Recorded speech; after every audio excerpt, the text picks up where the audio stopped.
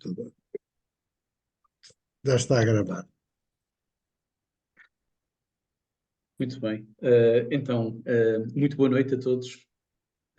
Agradeço muito o convite para estar convosco esta noite. Eu tenho que confessar que Teilhard é já um velho amigo, mas que eu às vezes não trato muito bem, sobretudo porque me esqueço de voltar a ele, esqueço-me de o ler. E esta foi uma ótima ocasião para voltar a Teilhard, para voltar a saborear algumas páginas. E concretamente, assim, debrucei-me bastante mais sobre o meio divino, a propósito destas páginas do texto de Gerard Donadieu que foram propostas para discussão hoje. Pronto, agradeço muito o convite do António, é sempre um gosto revê-lo. Cumprimento também o Padre Leandro Sequeiros, não nos conhecemos pessoalmente, mas é também um gosto poderes interagir consigo nesta sessão. Eu vou partilhar assim uma pequenina apresentação. A minha apresentação precisaria ser muito mais maturada. Aquilo que eu vou realmente fazer é, uma breve exposição, talvez um bocadinho mais, enriquecida com algumas citações de Teilhard, destas páginas do livro de Donadieu, que tivemos a oportunidade de ler. Portanto, vou, no fundo, comentar algumas passagens de Teilhard. Procurarei não ser assim muito longo, não falarei muito, para depois podermos conversar e partilhar também as nossas intuições, a forma como estas páginas que lemos nos interpelaram. Vou então partilhar. Pedir ao António, não sei se é possível o António deixar-me partilhar. Diz aqui que o anfitrião desativou o compartilhamento de tela. Mas o António fugiu. Eu vou já. Quer partilhar a tela? Era se me desse permissão. Eu vou dar então. Só um pouco, deixe-me ver. Tenho que ir aqui pelos participantes. Bruno. Tornar anfitrião. Você deseja alterar o anfitrião? Sim, pronto. Padre Bruno já é anfitrião. Ok, já posso partilhar. Pode partilhar. Pronto, então, assim podem ir seguindo aquilo que eu vou dizer. Como digo, o que tem neste PowerPoint é mais um conjunto de citações também que vão guiar aquilo que gostava de dizer, de partilhar. Que é, no fundo, um fruto desta releitura que fiz de partes do fenómeno humano, que é, de facto, uma obra magnífica, profundamente inspiradora, e que serve de base, é sobretudo esta obra que serve de base às páginas 234 a 241. São as páginas que combinámos ler para esta sessão. Então, uma espiritualidade da encarnação. É um tema que eu acho particularmente interessante e há uma feliz coincidência, ou talvez não, talvez o António se tenha lembrado disso. Há alguns anos atrás eu escrevi assim um pequenino ensaio justamente sobre a temática da encarnação em Teilhard de Chardin e tive até a oportunidade de fazer uma comunicação para a associação e, portanto, é um tema que me interessa, é um tema que tive a ocasião de trabalhar de forma mais aprofundada. Não, confesso que já não me lembro de tudo aquilo que escrevi na altura, mas dediquei-me um pouco a este tema. E, portanto, é muito oportuno poder voltar a ele, assim, passado alguns anos. Bom, aqui está só uma fotografia de Teilhard, assim, em forma de homenagem. E também, enfim, para nos inspirar esta epígrafe do meio divino para aqueles que amam o mundo, que creio que somos nós. Eu acho que continuamos a ler Teilhard, continuamos fascinados por ele, porque como ele amamos o mundo.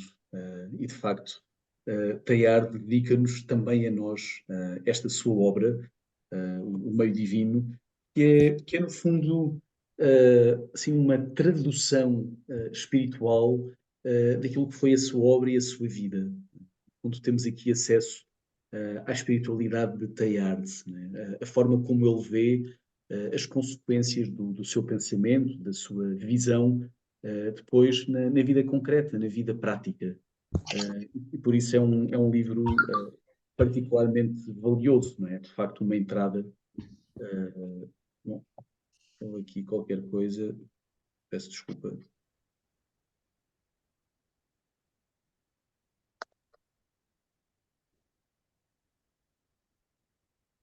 Não sei se deixaram de ver.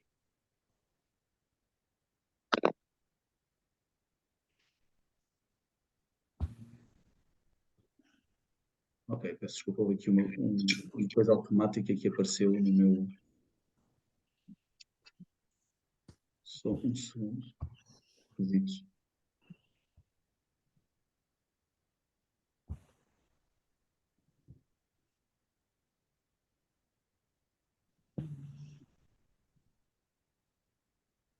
Ok, peço desculpa. Foi aqui uma.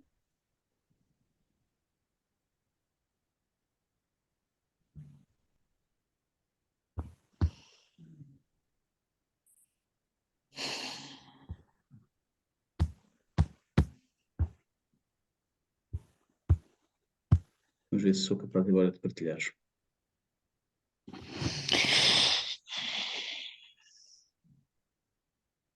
Pronto. Tudo bem que foi uma coisa automática que me apareceu aqui no computador, não é habitual, mas que não me deixava avançar. As partidas dos computadores. As partidas informáticas, pronto. Exato. Em todo o caso, Teilhard ficaria fascinado com a tecnologia atual, seguramente, mesmo apesar das pequenas falhas que às vezes acontecem. Pronto, mas dizia eu então que esta obra, O Meio Divino, dá-nos acesso à espiritualidade de Teilhard e, de facto, o subtítulo é Ensaio de Vida Interior e temos aqui realmente um acesso à vida interior do autor. Bom, a encarnação, parece-me, acho que não é difícil argumentar, é central no pensamento de Teilhard. E o autor diz, no Meio Divino, a essência do cristianismo consiste em pôr este problema e em resolver. O Verbo encarnado, Nosso Senhor Jesus Cristo. É uma citação assim contundente. A essência do cristianismo consiste em pôr este problema e em o resolver. O Verbo encarnado no Jesus Cristo. E realmente creio que toda a obra de Teilhard pode ser lida à luz da encarnação. Se quisermos, é uma longa meditação sobre a encarnação, que Teilhard leva, evidentemente, muito a sério. E diz ele, no fenómeno humano, que o que nós hoje em dia sabemos sobre a vastidão do universo não deve impedir-nos de acreditar na encarnação. Não deve assustar-nos. Diz ele, quanto mais vasto for o mundo, mais orgânicas serão as suas conexões interiores e mais triunfarão as perspectivas da encarnação. É aí, e aí está o que os crentes começam sem surpresa a descobrir. Assustado um instante com a evolução, o cristão percebe agora que esta lhe fornece simplesmente um meio magnífico de se sentir mais de Deus e de se lhe entregar ainda mais. Portanto, a evolução, a descoberta da extensão e da profundidade do nosso universo e da própria vida não tem que ser um escândalo, pelo contrário, pode ajudar-nos a aprofundar o significado da própria encarnação. Um aspecto, evidentemente, quando falamos de uma espiritualidade da encarnação, uma espiritualidade encarnada, falamos também desta convicção tão própria de Teilhard de que podemos encontrar Deus no mundo. Deus pode ser encontrado no mundo. E por isso Teilhard rejeita tanto uma espiritualidade de evasão do mundo, como uma espiritualidade de esquecimento de Deus. Para Teilhard é no mundo, nas suas atividades diárias, no trabalho, na vida familiar, conjugal ou fraternal, que o cristão é chamado a encontrar e a servir a Deus. E não há nenhuma realidade, por obscura que imaginemos, onde Deus não se encontre. Ou seja, nenhuma das dimensões da nossa vida é alheia a Deus e ao seu poder criador. Acho que encontramos aqui também, sem qualquer dúvida, assim, um dos aspectos mais característicos da espiritualidade de Santo Inácio, né? Como todos sabemos muito bem, Teilhard de Chardin era jesuíta e, portanto, a sua espiritualidade era profundamente marcada por Santo Inácio, não é? E, portanto, esta convicção de que Deus se deixa encontrar e servir no mundo é profundamente inaciana. O cristão é chamado a encontrar e a servir a Deus no mundo, no mundo. Não precisa de fugir no mundo, do mundo. O grande desafio é encontrá-lo e servi-lo no cotidiano. Bom, eu vou seguir a ordem desta pequenina secção do livro de Donadieu, que é também enfim, a ordem do meio divino, portanto, sigo o índice do meio divino. Bom, e a primeira parte do meio divino tem por título Divinização das Atividades. Divinização das Atividades. Bom, Teilhard, como investigador, explorador, homem de ação, valoriza o desenvolvimento da ciência, a transformação do mundo e o progresso humano. E para ele, o trabalho humano, especialmente no que tem de inovador e criativo, é um prolongamento da atividade divina. Portanto, Teilhard dignifica o trabalho humano, porque o trabalho humano é prolongamento da atividade divina. Não é simplesmente um esforço meramente autónomo, é prolongamento da atividade de Deus. E maior dignificação do trabalho é difícil de imaginar. Com o seu agir, o ser humano adere ao esforço criador de Deus e torna-se no seu prolongamento vivo. O homem é capaz de prolongar o esforço criador de Deus.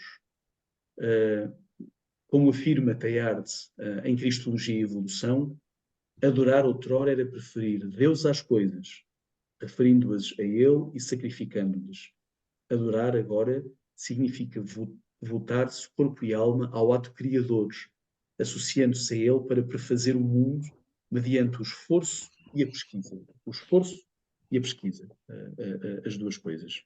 Ao unir-se a Cristo, o ser humano torna-se elemento integrante do seu corpo, de tal modo que a sua vida e o seu esforço contribuem para completar a própria encarnação.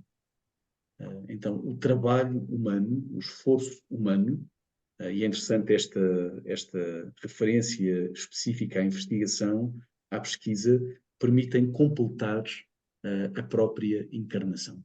Portanto, o trabalho humano tem um significado. Bom, eu coloquei aqui assim uma das citações, faltam aqui umas aspas, dão-me conta agora, mas uma das citações mais conhecidas de Teilhard, que afirma justamente que Deus se deixa encontrar no pequeno, no concreto, no trabalho cotidiano. Deus, no que tem de mais íntimo e de mais encarnado, não está longe de nós, fora da esfera tangível, mas espera-nos a cada instante, na ação, na obra da ocasião. Ele está agora, de algum modo, na ponta da minha caneta, na minha picareta, do meu pincel, da minha agulha, do meu coração, do meu pensamento, em elevar até à última perfeição natural o traço, a pancada, o ponto em que estou ocupado, que atingirei o fim último para que tende o meu querer profundo.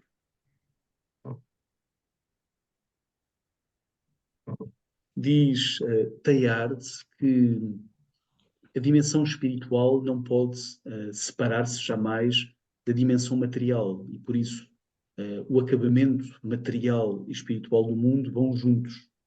Diz Teilhard que há convergência entre o acabamento espiritual do mundo, de que o homem passa a ser o artesão, e o seu acabamento espiritual, encetado pela encarnação do Cristo, e que será realizado na parousia, quando Deus será tudo em todos. Portanto, o trabalho tem em si um significado espiritual. O trabalho, até o trabalho físico, é espiritual, porque contribui para o acabamento do mundo.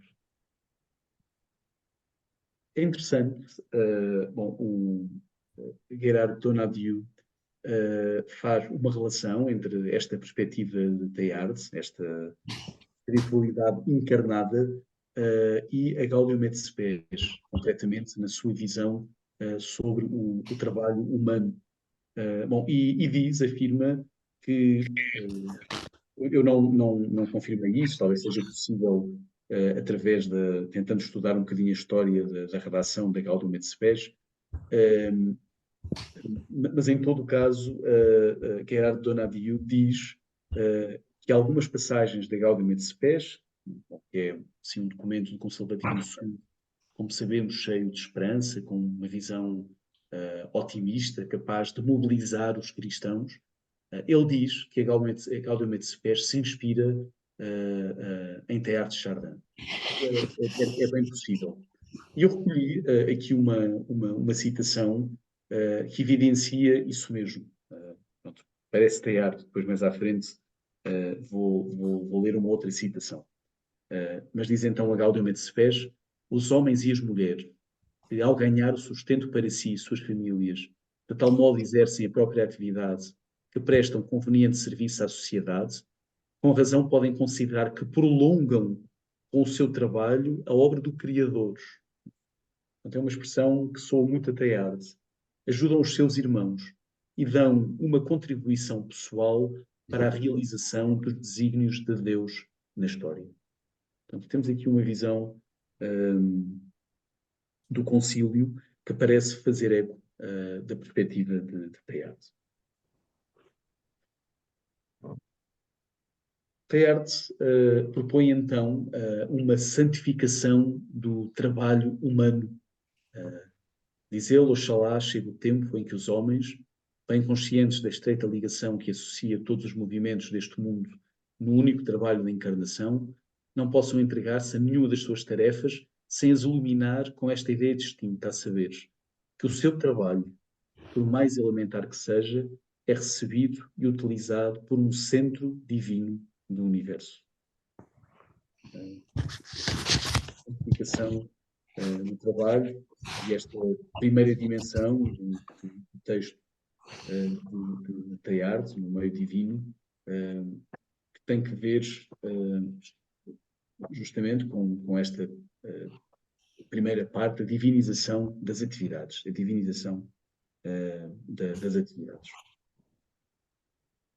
Bom, a segunda parte da obra, que eu respondo também à segunda, digamos, à segunda subsecção, na secção que pudemos ler do texto de Donadieu, tem por título Divinização das Passividades. E diz Teilhard que as duas partes, a ativa e a passiva das nossas vidas, são extraordinariamente desiguais. A primeira, de algum modo, é mais familiar e perceptível, mas a segunda ocupa um espaço muito maior. E diz Teilhard que cobre os espaços da infância, da velhice, também a parte inconsciente do nosso funcionamento psíquico, as decisões tomadas pelos outros ou pelo acaso. Na primeira, o ser humano desenvolve-se a si mesmo, na segunda, perde-se em Deus. Então, divinização das passividades e divinização das atividades são complementares. São complementares. Só aqui uma nota sobre a palavra passividade, não é? Que tem a origem em pathos, não é? O pathos, ou seja, o ser passivo, de certa forma o deixar-se levar, não é? Que é complementar da atividade, não é? Na atividade somos nós que fazemos, na passividade é alguém que faz em nós. Teilhard fala de dois tipos de passividades, as passividades de crescimento e as passividades de diminuição. Então, claro, ao longo da nossa vida recebemos muito mais do que nos construímos. Portanto, nós, de certa forma, recebemos-nos. Crescemos porque alguém nos faz crescer. Pronto, e esta é uma dimensão das passividades. Há passividades que nos fazem crescer. Não é? Alguém nos alimentou, alguém nos ensinou, alguém nos ajudou a caminhar, alguém nos ofereceu uma educação. Tudo isto são passividades de crescimento. Mas existem depois as passividades de diminuição, e para Teilhard são estas as verdadeiras passividades. São limites intransponíveis, diminuições irreversíveis, mal moral e mal físico, a própria morte. Enfim, Teilhard explica desta maneira a diferença entre as passividades de crescimento e as passividades de diminuição. De um lado, as forças amigas e favoráveis, que apoiam o nosso esforço e nos orientam no sentido do êxito, são as passividades de crescimento. Empurram-nos na direção do crescimento. Em todo o caso, somos empurrados, somos levados. Do outro, as forças inimigas, que interferem dolorosamente com as nossas tendências, atrasam ou desviam os nossos passos na nossa marcha para o mais seres, reduzem as nossas capacidades reais, ou que nos parecem tais, de desenvolvimento. São estas as passividades de diminuição. Então, dois tipos de passividades. E Teilhard, enfim, no meio divino, apresenta assim uma espécie de oração, enfim, que podíamos, assim, faz lembrar um bocadinho aquela oração conhecida de São Tomás de Aquino: ajuda-me, Senhor, a mudar o que posso mudar, a dimensão da atividade, e a aceitar o que não posso mudar. Então, diz ele: meu Deus, fazei que depois de ter descoberto a alegria de utilizar todo o crescimento para vos fazer ou para vos deixar crescer em mim, eu tenha acesso a essa derradeira fase de comunhão, no decurso do qual eu vos possua ao ficar diminuído em vós. Eu vos possua ao ficar diminuído em vós. Esta comunhão, não é? Esta comunhão profunda que vem de ficar diminuído em Cristo. Quando lia esta pequenina passagem, que aqui, ou esta citação que aqui transcrevi, lembrei-me um tempo de Santo Inácio nos exercícios espirituais, e concretamente os 3 graus de humildade. Né? O terceiro grau de humildade é parecer-se com Cristo, que é humilhado, com Cristo cheio de opróbrios, de humilhações, de beleza. Eu vou só aqui, como estou. Bruno, só um bocadinho. Eu peço para verificarem se os vossos sons estão desligados, porque está a haver muitas interferências. Façam favor de desligar o som, porque agora não precisamos de falar, precisamos é de ouvir.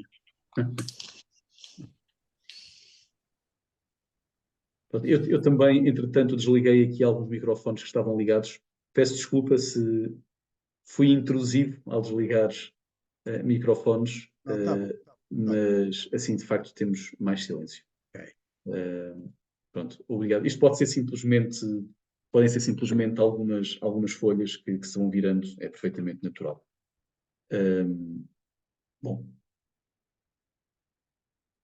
Então, mas dizia eu, fazia aqui, desculpem, uma ligação entre Teilhard, concretamente esta citação, e os exercícios espirituais no terceiro grau de humildade. Né?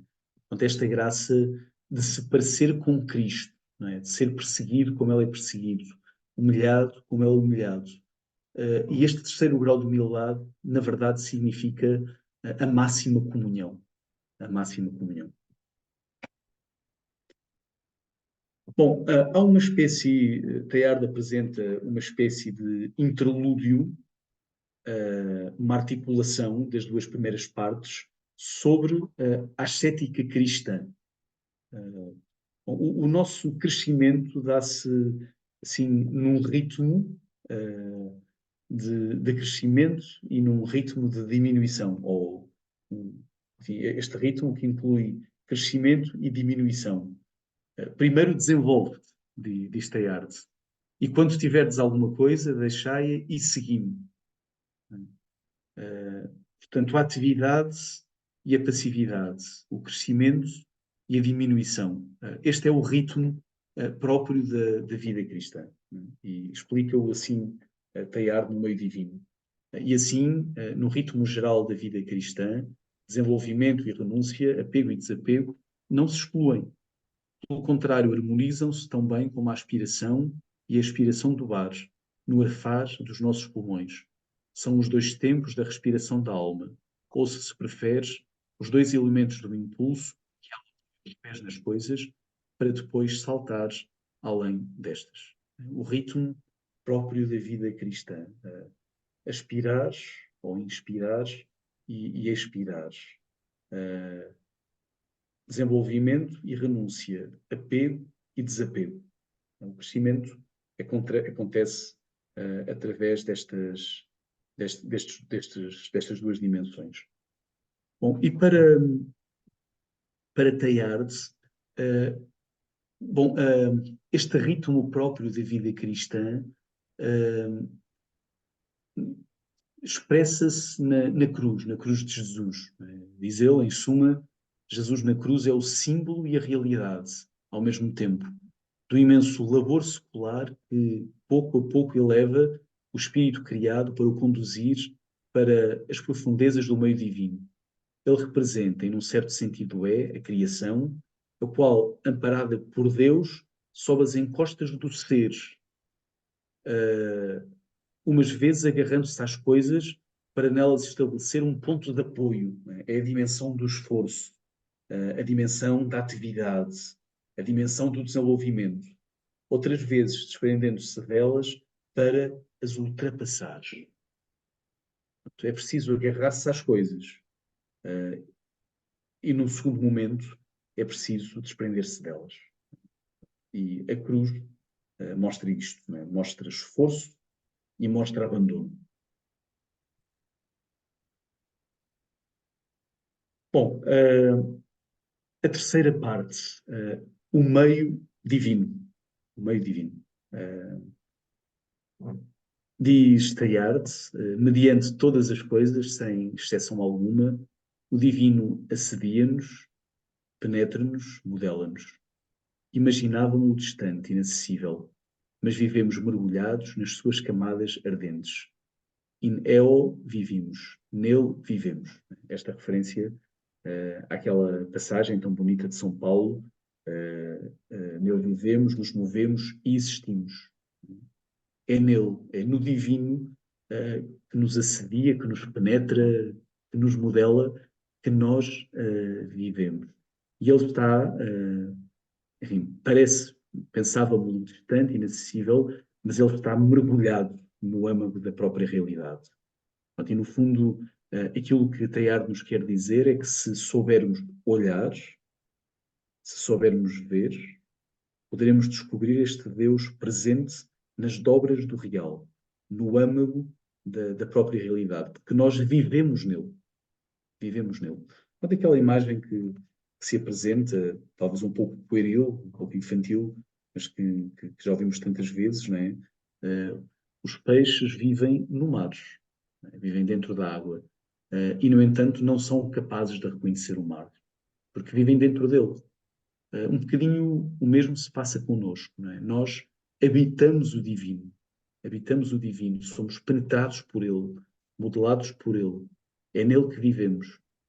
E, no entanto, o grande desafio pode ser reconhecê-lo. Gerard Donadieu, enfim, explica assim o meio divino. É isto o meio divino, uma realidade velada, habitando o mais íntimo do mundo, banhando-o interiormente com a sua luz, dando-lhe existência, harmonia, vida, mas que só é perceptível ao vidente.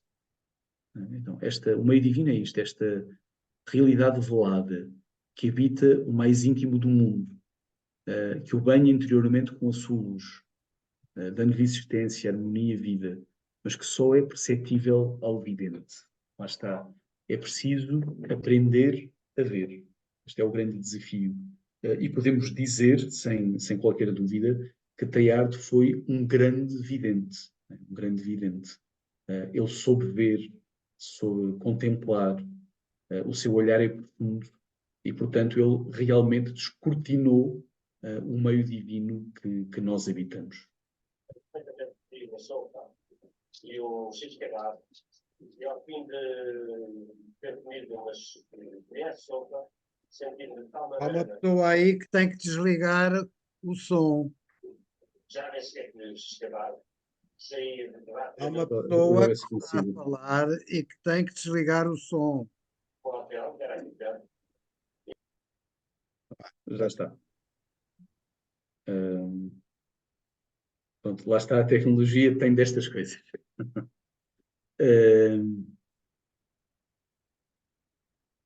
Bom, então, o meio divino. Teilhard descreve os atributos do meio divino. E diz ele que o meio divino harmoniza em si as qualidades que nos parecem mais contrárias. É imenso como o mundo e, ao mesmo tempo, possui em grau supremo a concentração e a precisão.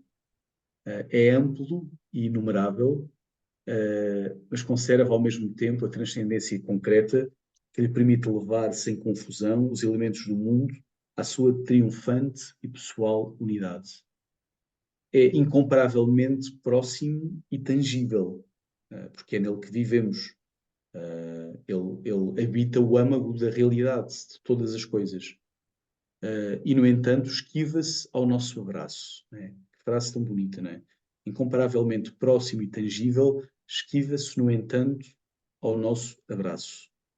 Presente e atraente no fundo inacessível de cada criatura. Retira-se sempre para mais longe. Né? Portanto, a mim parece-me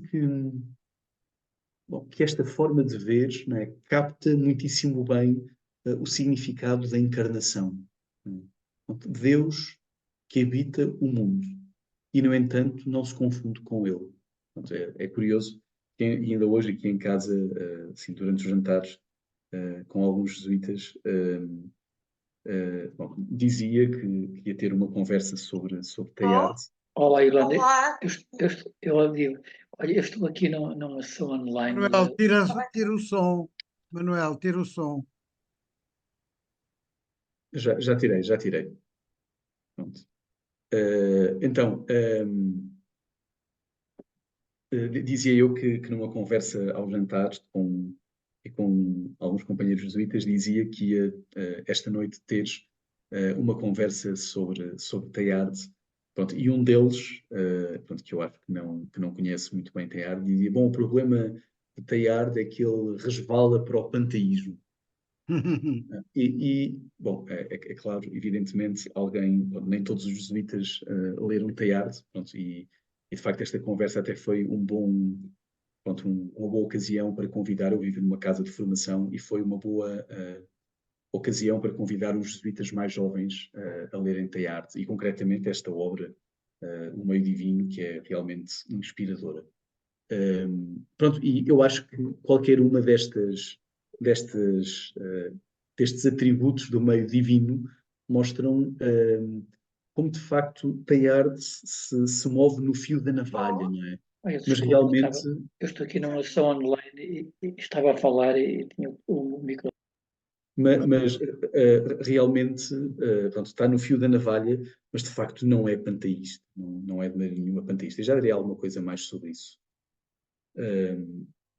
Pois, por obra do meio divino, o contacto da matéria purifica e a castidade floresce como sublimação do amor. O contacto da matéria purifica.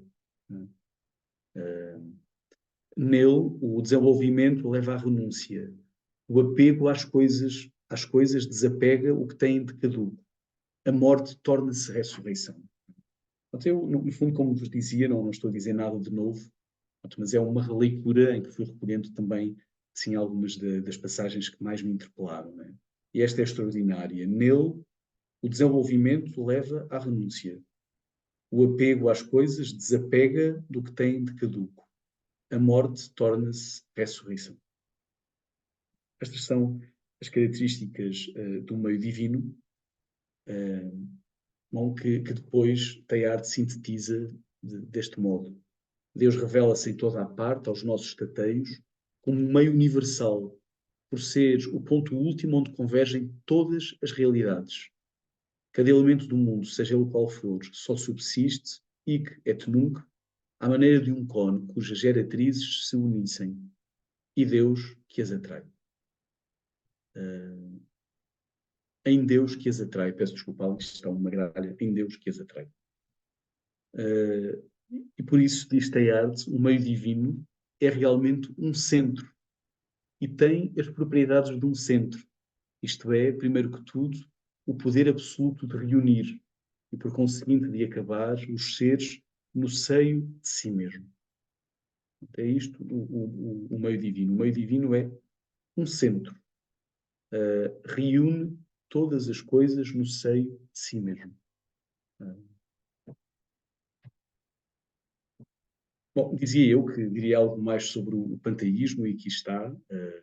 Teilhard, bom, ele claramente estava consciente desta crítica que lhe faziam, bom, e em muitas passagens da sua obra rejeita explicitamente o panteísmo.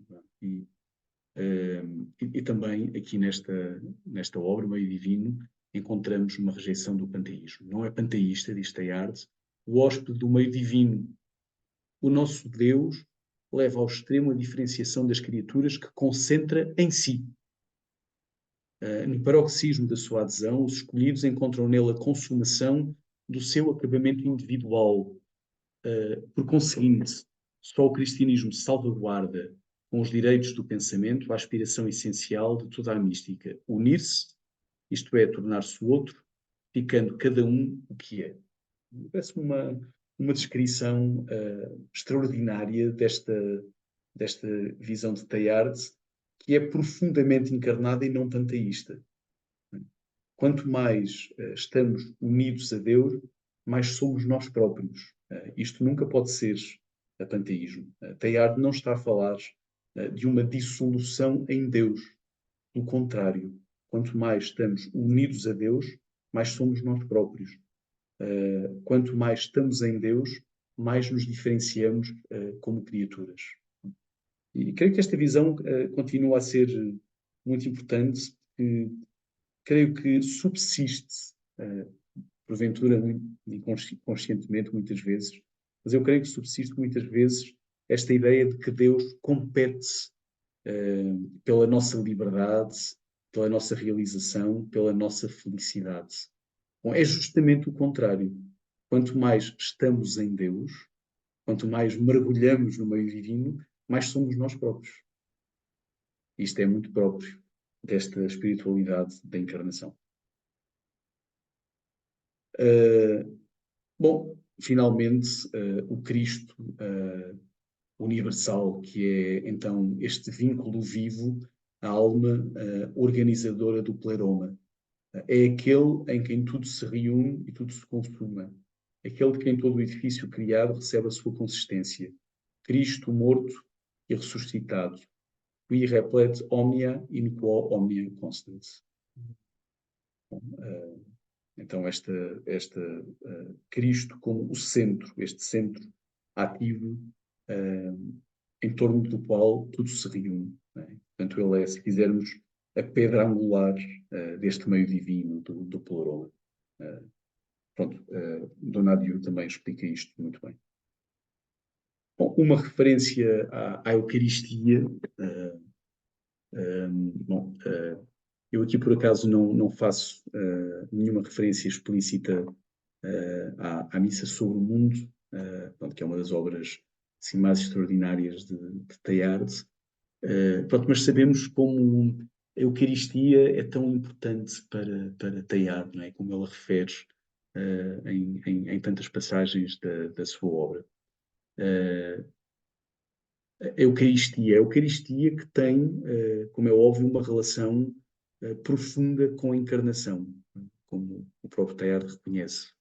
No fundo, diz ele, desde as origens da preparação messiânica até à parousia, passando pela manifestação histórica de Jesus e pelas fases de crescimento da sua Igreja, um só acontecimento se desenrola no mundo, a encarnação, realizada em cada indivíduo pela Eucaristia.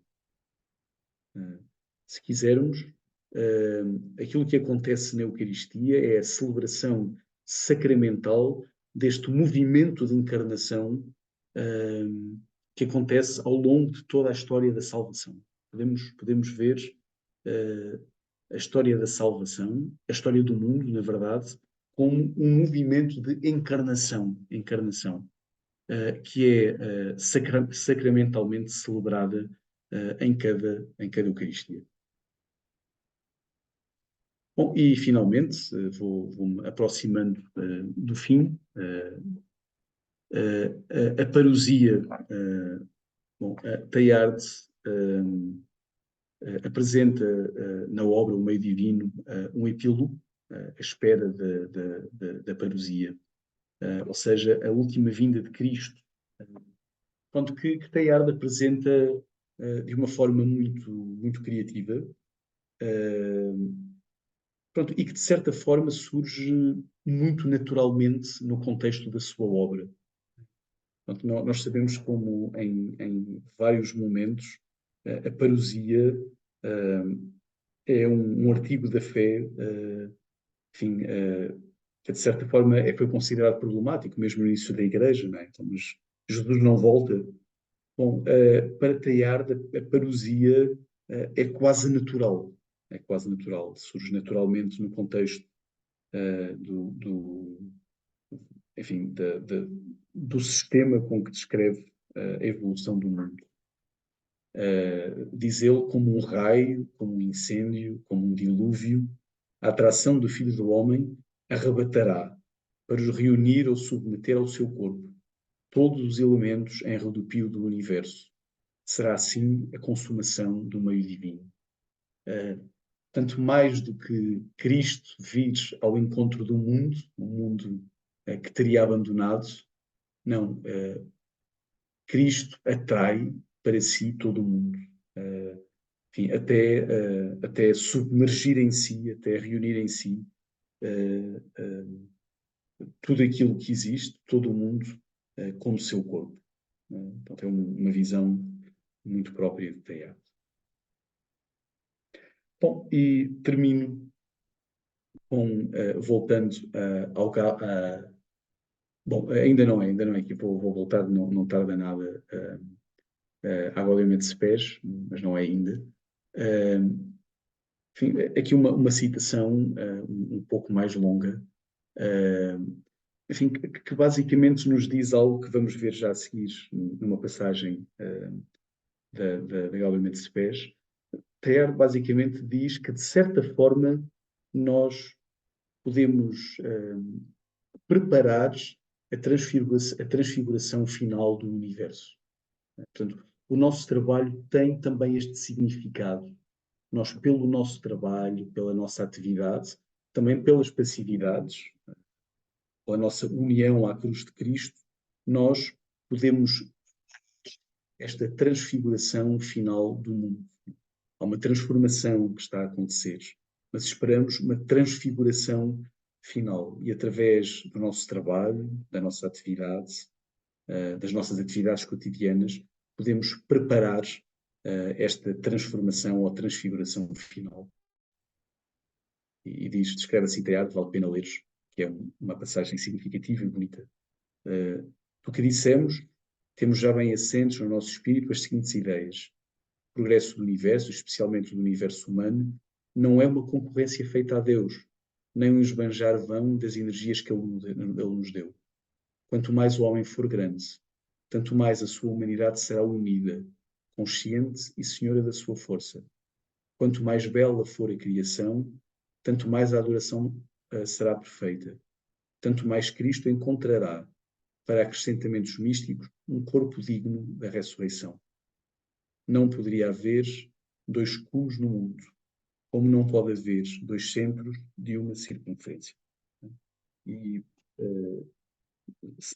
Teilhard de Chardin continua, aqui não tenho aqui, mas vou ler porque vale a pena, é bonito. O astro que o mundo espera, sem saber ainda pronunciar o seu nome, sem poder apreciar exatamente a sua verdadeira transcendência, sem poder mesmo distinguir os mais espirituais, os mais divinos dos seus raios, é necessariamente o Cristo mesmo que esperamos. Para desejar a parousia, não temos senão que deixar pulsar em nós, cristianizando o próprio coração da terra. Portanto, se quisermos, usando a linguagem inaciana, o nosso desejo de mais, o magis que nos anima, aponta para este astro que nos chama, aponta para este cume, e não há dois cumes, é sempre o mesmo. Bom, é isto, no fundo, que diz a Gaudium et Spes, no número 39. E talvez haja aqui também, enfim, alguma inspiração de Teilhard. É certo que é-nos lembrado que de nada serve ao homem ganhar o mundo inteiro se a si mesmo se vem a perder. A expectativa da nova terra não deve, porém, enfraquecer, mas antes ativar a solicitude em ordem a desenvolver esta terra, onde cresce o corpo da nova família humana, que já consegue apresentar uma certa prefiguração do mundo novo.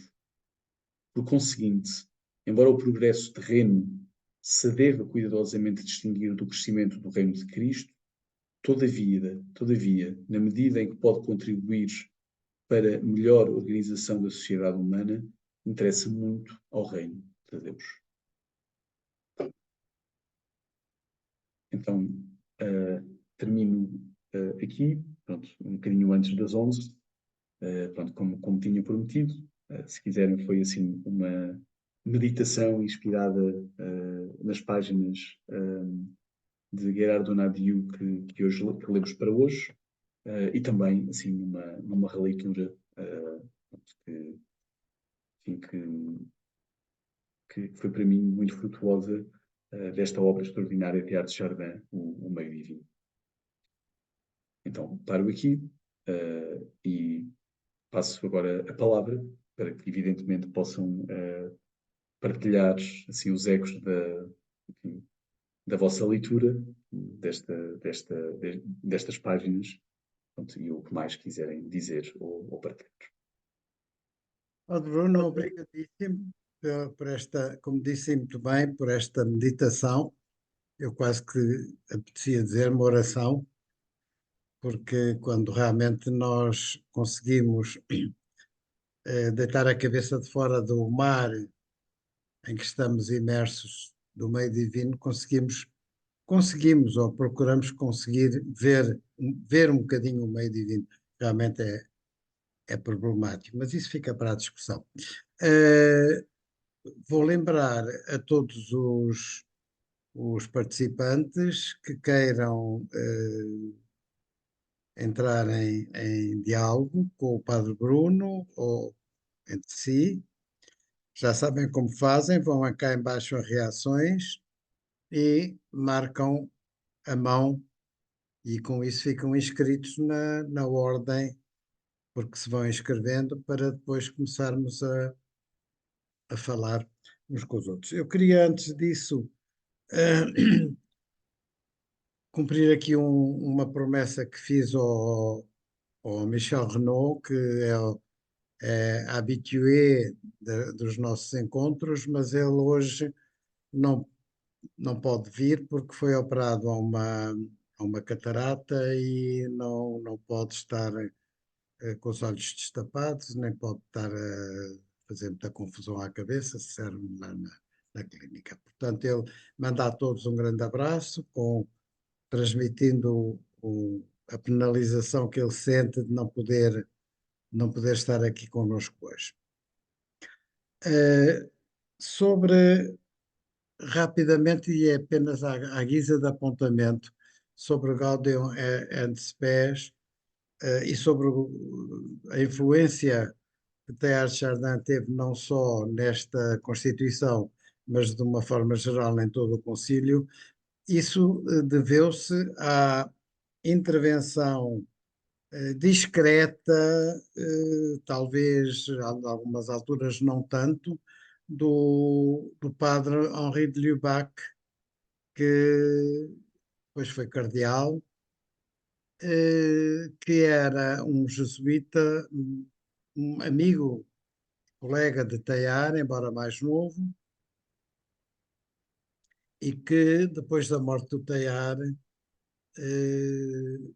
fez uma defesa muito grande do seu pensamento, que começou a ser conhecido através da publicação em catadupa, diria eu, das obras dele, que, como sabemos, antes dele morrer, não puderam ser publicadas, e das reações que imediatamente começaram a suceder, umas positivas, outras negativas, e o padre Henri de Lubac resolveu escrever uma obra importantíssima, colossal, diria eu, que se chama O Pensamento Religioso do Padre Teilhard de Chardin, e que coincidiu, a publicação dessa obra coincidiu com o início do concílio.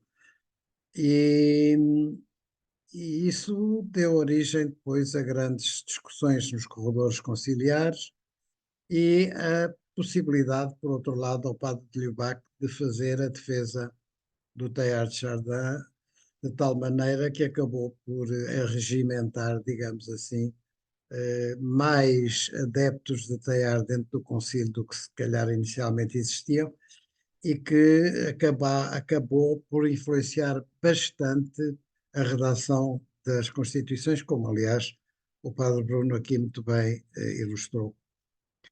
Portanto, vamos à conversa, e peço o favor de se inscreverem. Quem quer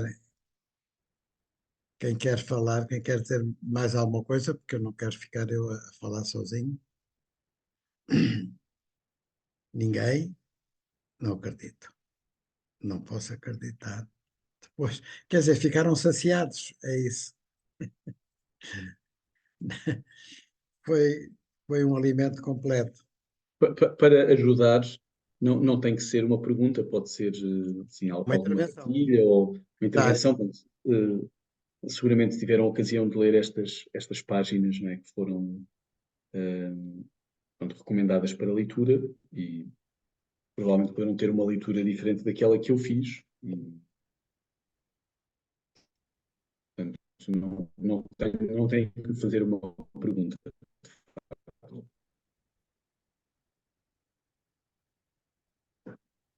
Bom, afinal, olha, vai-nos sobrar tempo.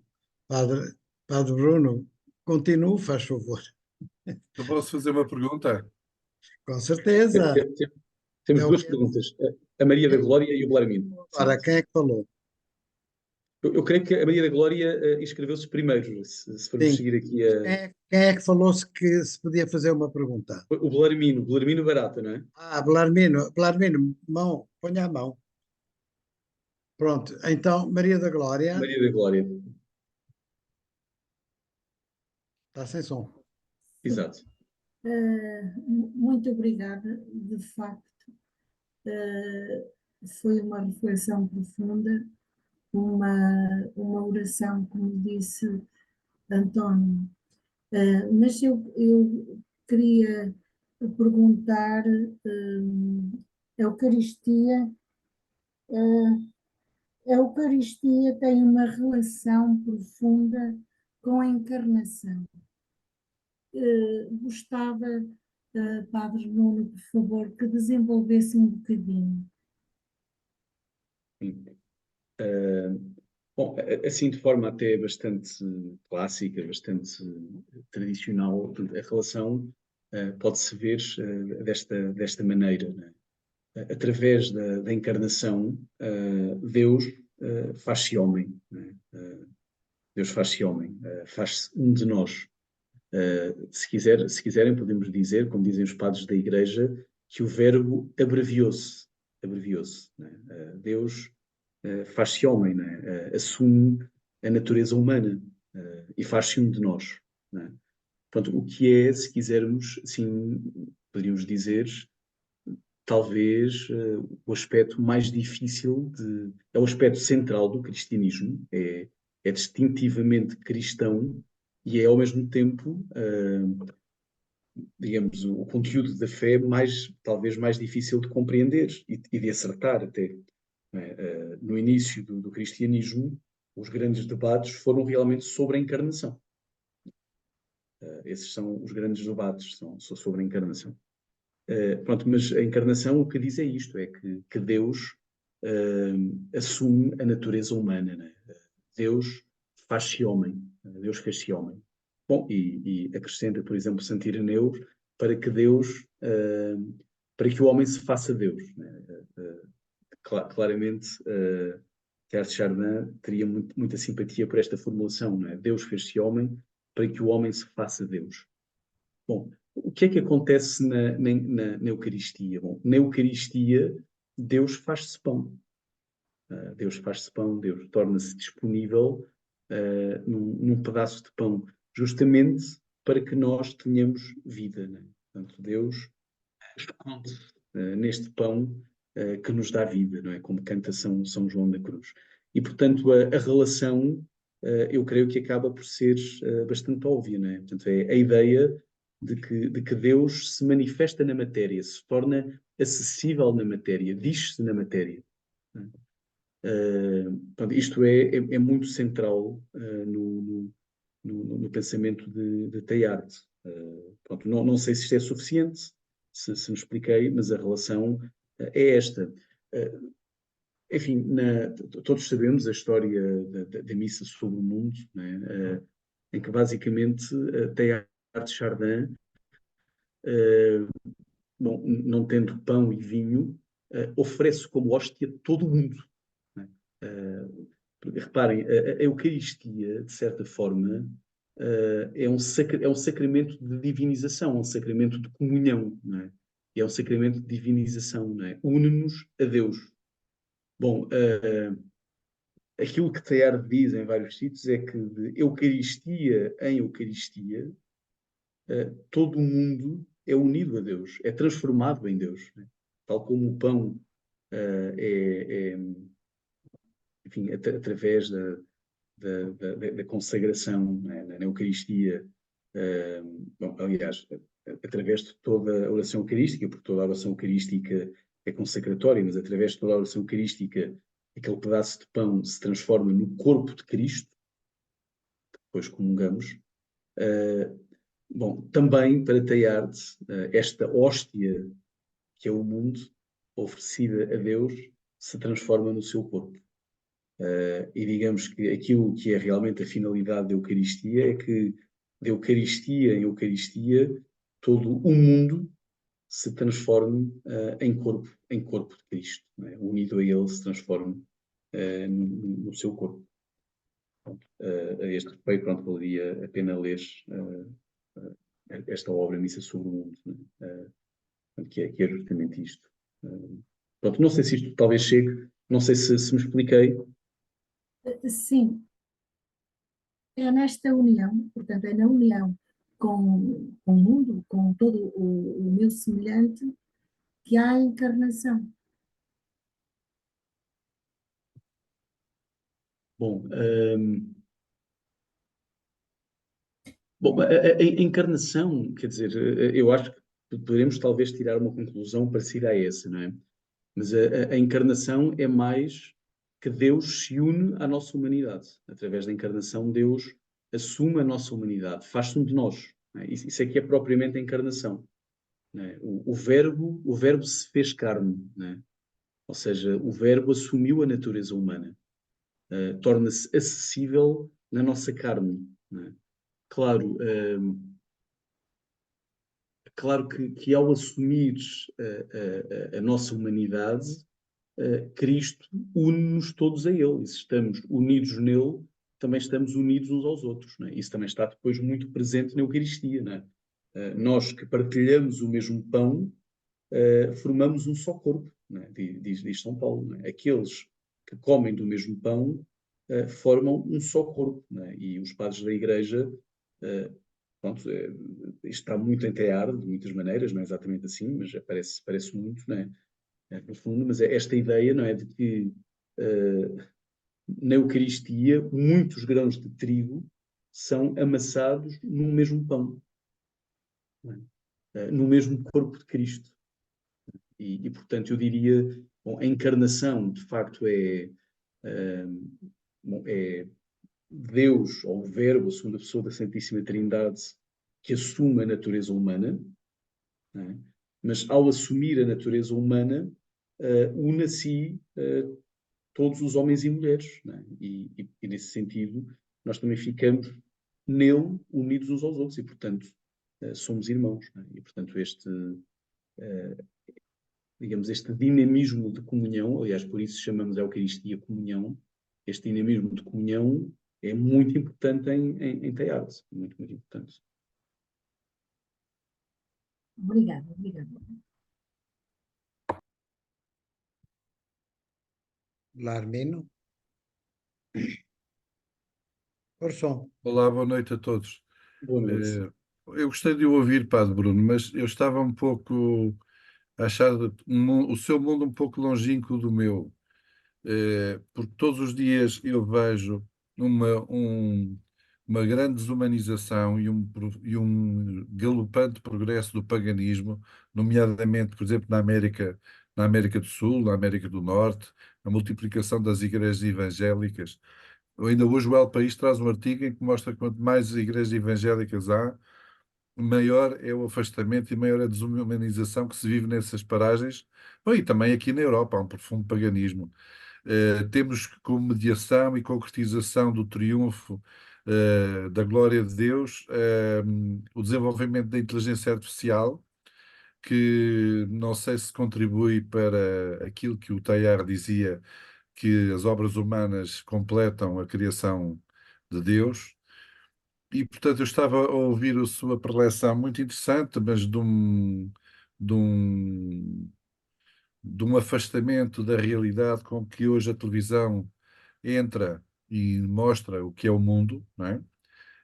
Eu tenho visto os maiores absurdos de vários tipos de comentadores sobre as atuais guerras quer na Ucrânia, quer na Palestina. Houve uma comentadora que até achava que os Estados Unidos tinham todo o direito de apoiar Israel naquele genocídio. E, portanto, eu não consigo compatibilizar muito aquilo que hoje nos trouxe com o mundo pagão e cruel que nos afasta cada vez mais da mensagem de Cristo.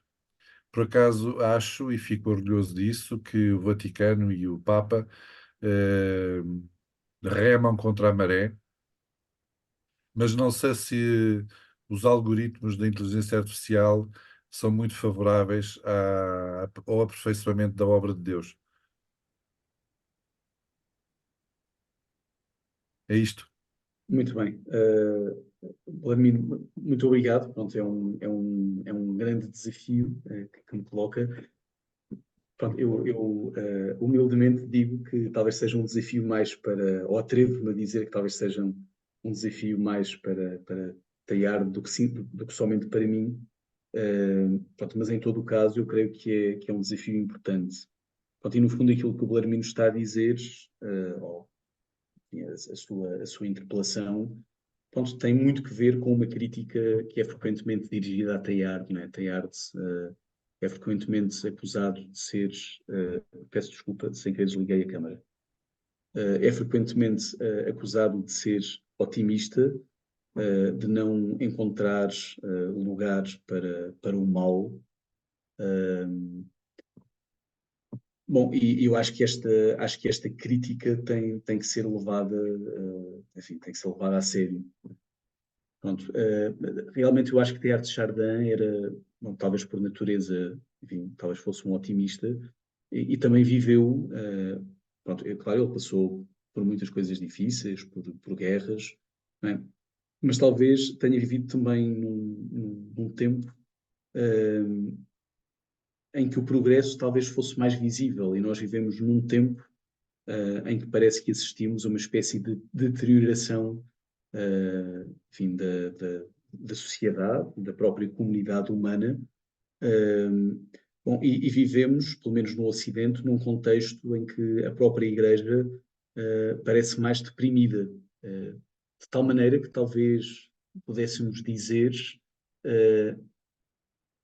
que poderia haver, ou parece haver, uma espécie de recuo neste sonho de unificação que Teilhard também descreve nas suas obras. Ou, se quisermos, talvez o meio divino se vá tornando ainda mais invisível.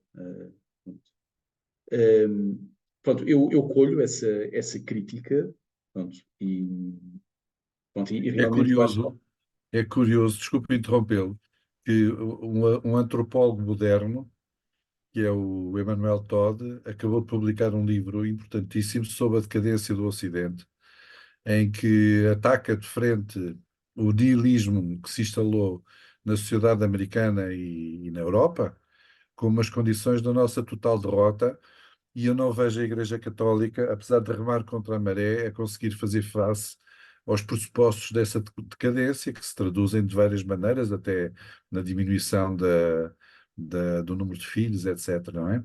E, sobretudo, no valor do conhecimento e da cultura e da ciência, num sentido libertador do homem.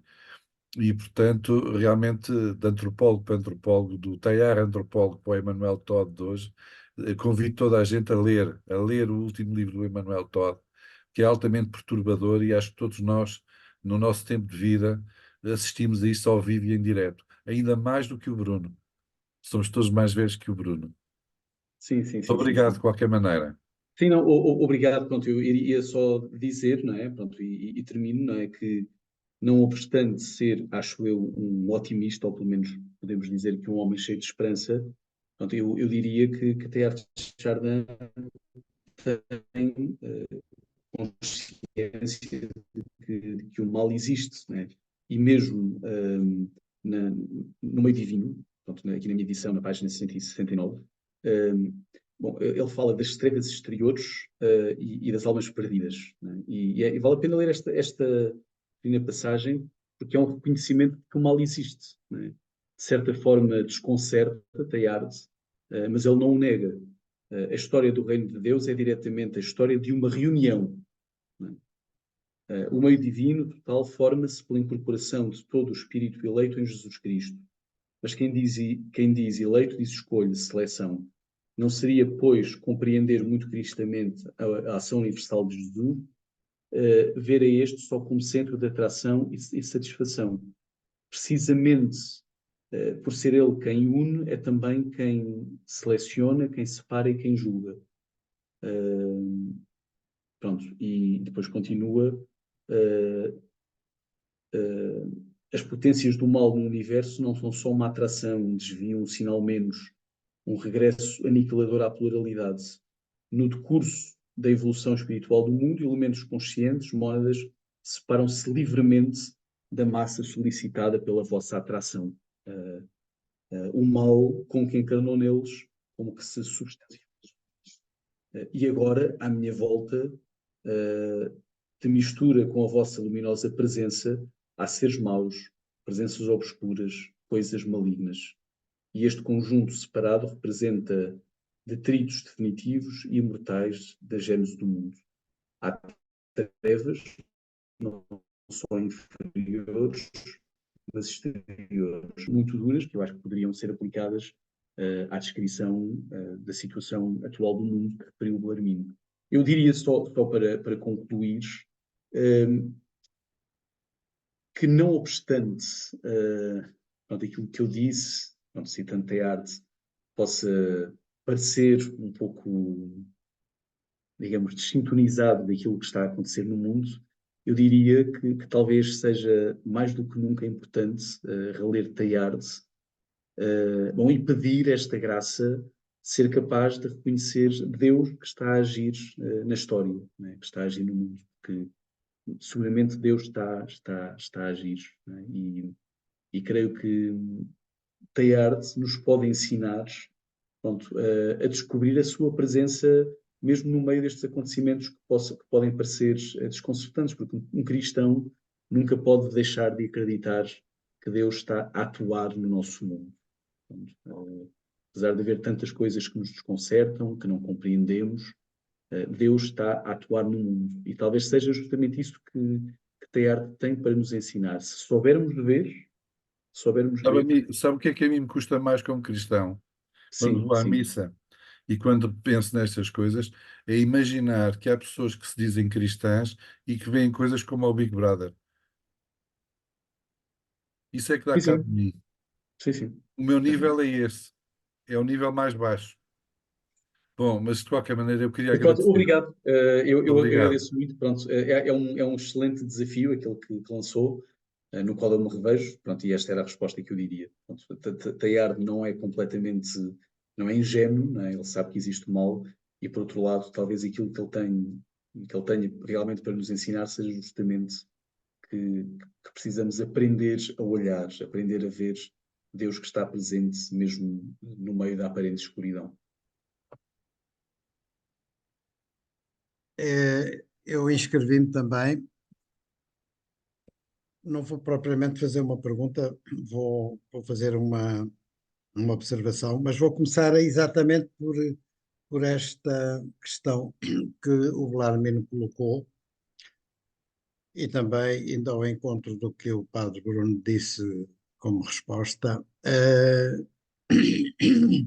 Nós temos que olhar para o pensamento Teilhard, o pensamento cristológico e ver aí, privilegiar aí o lado não propriamente do otimismo que cheira a ingenuidade, mas da confiança e da esperança ancoradas numa visão, lá está o ver, numa visão que ele captou na sua leitura da Revelação, em paralelo com a sua leitura dos fenómenos, que há um plano de Deus que tem um sentido.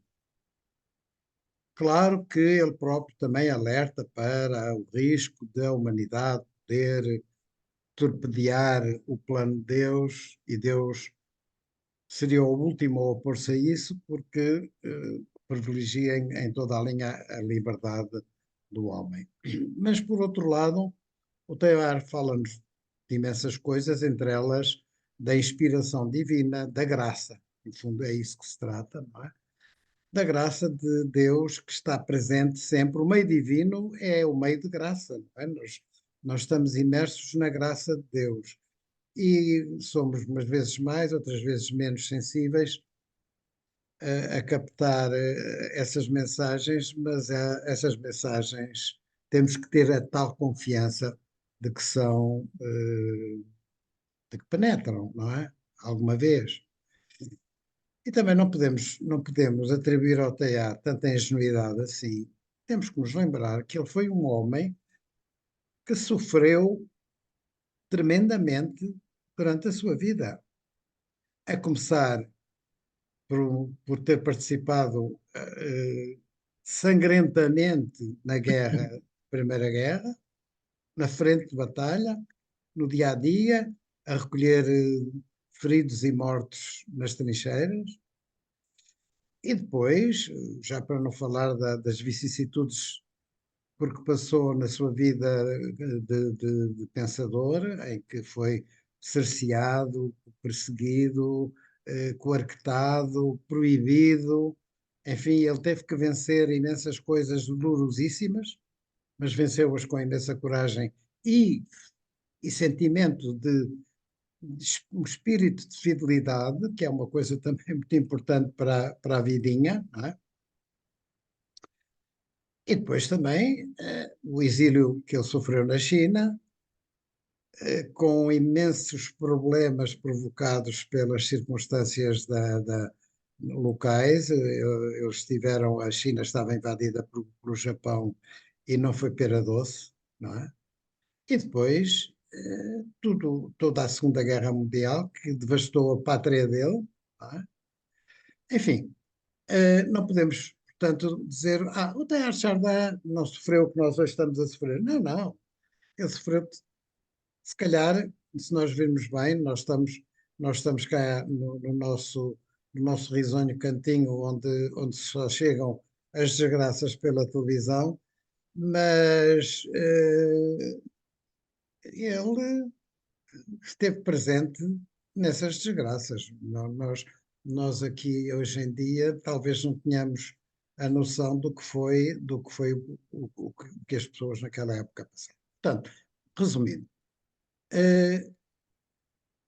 privilegiar no pensamento de Teilhard o espírito de confiança num projeto de Deus que ele viu, resumindo assim, muito, muito brevemente. Ele viu um projeto de Deus e acreditou nele.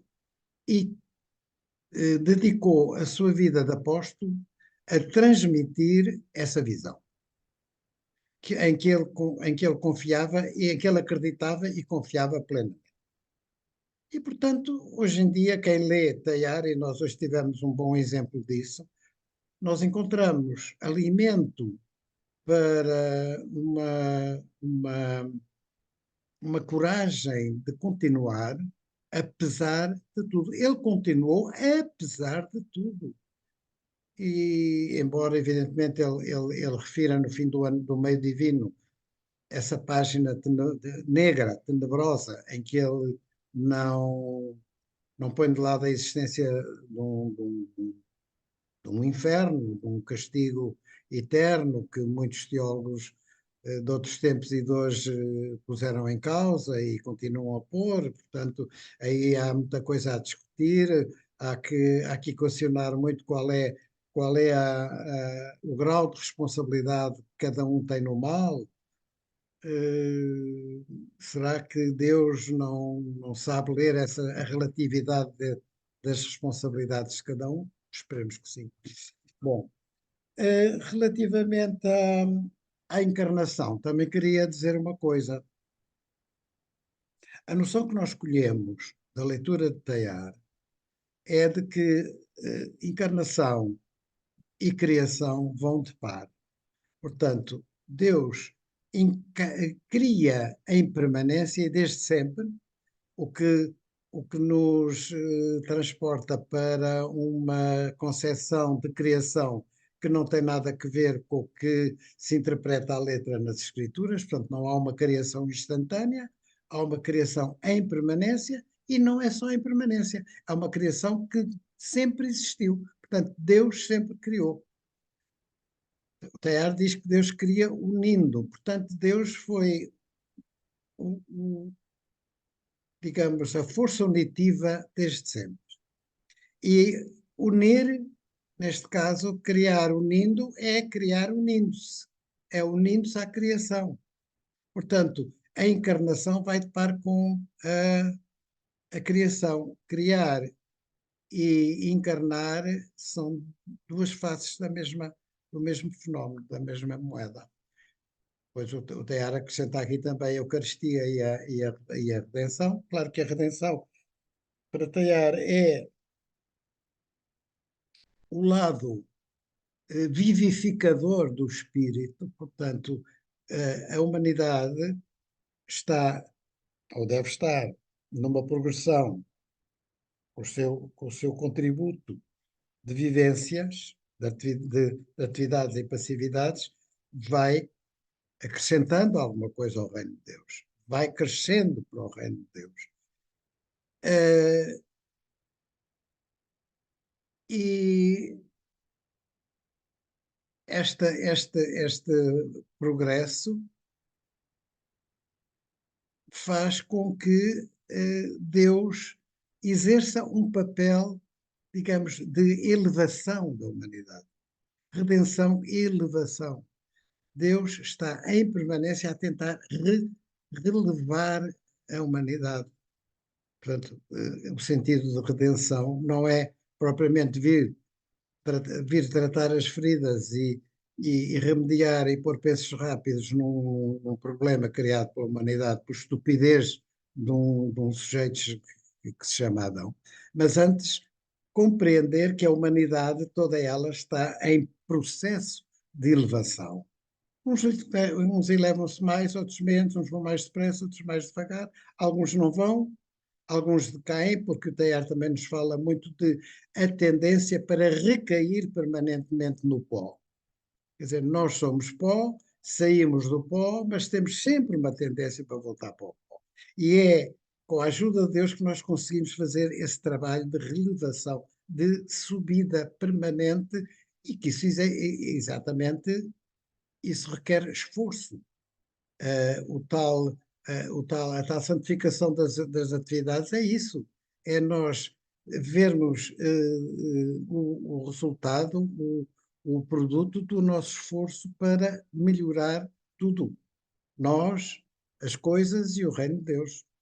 E depois a Eucaristia, como o padre Bruno disse muito bem, é, digamos, a ação permanente da união do homem com Cristo, porque a noção que o Teilhard nos dá de Cristo universal, evidentemente não se dissocia da presença de Jesus Cristo histórico há 2000 anos, que é, no fundo, o paradigma máximo desta situação, deste plano de Deus. A flor de Jessé é Jesus Cristo, quer dizer, é uma flor que sai deste processo para nós cheirarmos, para nós experimentarmos como é que é realmente o plano de Deus. É o sentido do Jesus histórico. Desculpe, padre Bruno, fiz para aqui uma preleção um bocadinho longa demais, desculpem, mas foi como ficou de hoje de nós, do que nós ouvimos e que enfim, é uma maneira de caminhar, procurar caminho, abaixar a Muito mão. bem, António, agradeço muito. Pronto, acho que os teus comentários ajudaram muito. Pronto, agradeço muito. Espero não ter dito muitas asneiras, Não, não, pelo contrário, pelo contrário. mas agora era preciso ouvirmos mais intervenções.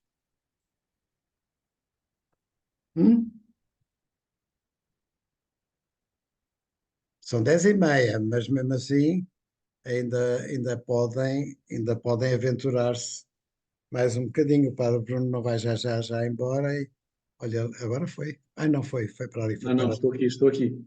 passou para o outro lado. Se alguém sair, isto Isto reajusta-se. muda, que alguém sai, muda a posição. Então ninguém quer dizer mais nada. Lourdes, não quer dizer nada? Não quer. Manuel António, que bom vê-lo. Há que tempos que não o via. Diga qualquer coisa que o Manuel António é um bom pensador de Teilhard, É né? uma grande alegria estar com vocês e estou aqui, mas a quarta-feira coincido sempre com outras atividades, por essa razão é que não tenho estado cá Sim, e por essa razão é que eu cheguei atrasado e peço desculpa por isso, nada. mas do que eu vi, eu gostei muito e é verdade que, digamos, essa perspectiva de Teilhard de Chardin é uma perspectiva desafiadora, porque, como disse o Larmino, há aqui uma sintonia entre esta perspectiva e aquilo que à primeira vista vai ocorrendo à nossa volta. O que se me oferece dizer é que há sementes de germinação de vida, mesmo em situações de grande escuridão e de grande afirmação da morte. E eu ligo isto ao facto de a ressurreição ter sido percepcionada por Maria, pelas mulheres, no momento em que havia ainda o claro escuro da aurora da madrugada. E isso diz-me que temos que resistir à tentação de vermos o mistério da vida e o mistério da encarnação e da redenção com evidências demasiado imediatas. É o que se me oferece dizer a propósito daquilo que vocês partilharam, que eu gostei muito. Obrigado, Manuel António. Ao Padre Bruno, eu vou-lhe já dar a palavra só para fazer aqui uma pequena observação. Eh, o que o Manuel António acaba de dizer aponta para a cautela que nós temos que ter ao olhar para os fenómenos numa perspectiva mais imediata ou mais histórica. Se nós pensarmos no que tem acontecido de há 14 mil milhões de anos para cá, e que se conseguirmos, como o Teilhard fez muito bem, porque era paleontólogo, ler algumas linhas da história do mundo e da humanidade,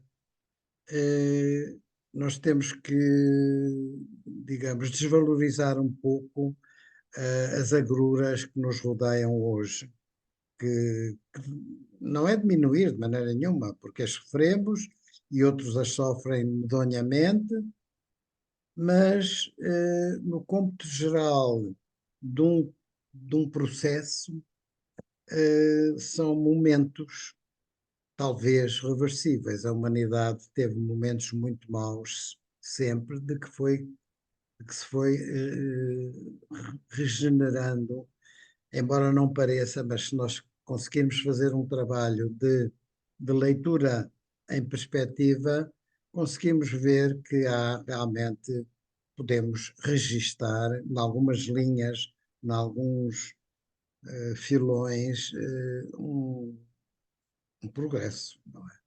Portanto, isto para abater um bocadinho o pessimismo que naturalmente vem acompanhado da visão dos horrores que nós observamos hoje e alguns os sofrem terrivelmente nas suas carnes. Padre Bruno, desculpe, ia dizer qualquer coisa e eu não o deixei. Sim, não, António, agradeço muito. Pronto, e esta observação que fez há pouco, né, de que Teilhard teve uma vida realmente muito difícil, eu acho que é muito oportuna, não é? Porque podíamos ser levados a pensar realmente que Teilhard é simplesmente alguém ingênuo, não é? Não é, de facto, foi. Um padrezinho metido na sua capela e tal, mas não era. Sim, não, passou por duas guerras mundiais, sabemos que foi capelão na Primeira Guerra Mundial. Bom, enfim, passou muitas dificuldades com a própria Companhia de Jesus e com a Igreja, né? Uma boa parte da sua obra nem sequer foi publicada em vida, né? Portanto, foi claramente muito incompreendido. E nesse sentido, eu acho que é até extraordinário que ele seja capaz de apresentar uma visão tão cheia de confiança e de esperança. Claro, eu acho que aquilo que eventualmente nos pode desconcertar é que, olhando para Teilhard, né, globalmente, aquilo que nós deveríamos ou que esperaríamos ver seria as forças da convergência a atuar, não é? E neste momento parece que estamos mais a ver forças da divergência. Pronto, mas como diria o António, pronto, o que Teilhard quer justamente transmitir é confiança, não é? E quer ensinar-nos a ver, acho que este ver é importante, quer ensinar-nos a ver de um outro modo, quer ajudar-nos a cultivar um olhar mais profundo que seja capaz de nos ajudar a perceber como Deus está atuante na história e continua a atuar, não é? E continua sim, continua a atrair o mundo para si. Pronto, para isso é preciso saber ver, é preciso ser vidente, não é? Como diz Dona Adio, é preciso ser vidente. Bom, e isso não é algo que, pronto, não é simplesmente uma questão de força de vontade, não é? É também uma graça que se pede e que se acolhe. Mas realmente eu sublinharia isso, né? Teilhard é um homem que passou por muitas dificuldades, né? Viveu na Europa e noutras partes do mundo, quando as dificuldades eram muito maiores do que aquelas que nós passamos agora, não é? Nós vivemos realmente num tempo em que a guerra voltou assim, às portas da Europa, mas Teilhard presenciou a guerra e por duas vezes, e guerra brutal no próprio solo europeu, não é? Pronto, e ainda assim é capaz de comunicar, de partilhar esta visão de esperança.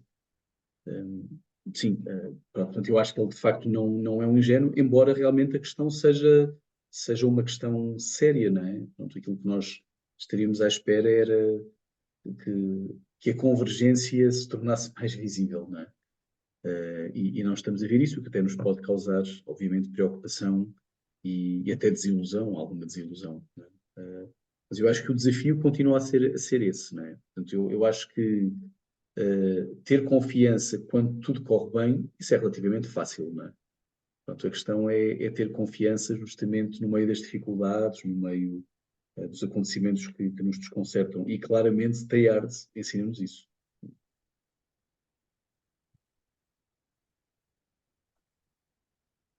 Bom, muito obrigado mais uma vez. O nosso tempo realmente agora podemos dizer que chegou ao fim.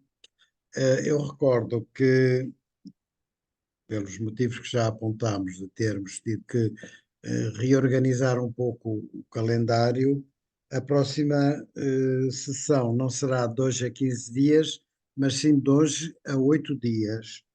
E vamos ter cá mais um ilustre padre jesuíta, o padre André Slint, que nos vem falar da Igreja Filoespiritual e que nos vai também falar novamente da Eucaristia, sacramento da divinização do mundo. É um complemento do que nos disse hoje o padre. Portanto, resta-me agradecer a vossa presença e participação, agradecer muito do coração ao padre Bruno ter-nos dado este privilégio de o ouvir com muita sapiência, muito conhecimento de Teilhard daquilo que o Teilhard nos propõe. Portanto, não vale a pena estar aqui a prolongar muito os agradecimentos, pois foi muito bom, Padre Bruno, muito obrigado. E já sabe que agora ficou na boleia, agora já não o vamos largar. De vez em quando vamos lhe mandar um desafio, está bem?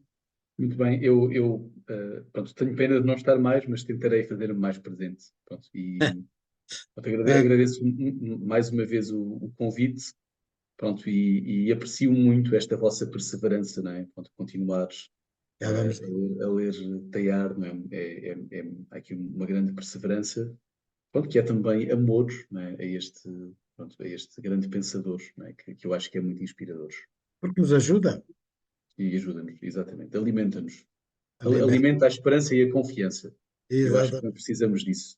Exatamente. Então, a todos, muito boa noite, a todos e a todas. Volto a lançar o repto. Vão ao encontro da Casa Velha no dia 6 de Abril. Olhem que vamos falar sobre a Missa sobre o Mundo, que é um desafio também muito interessante, muito aliciante. Tenho pena se não vão.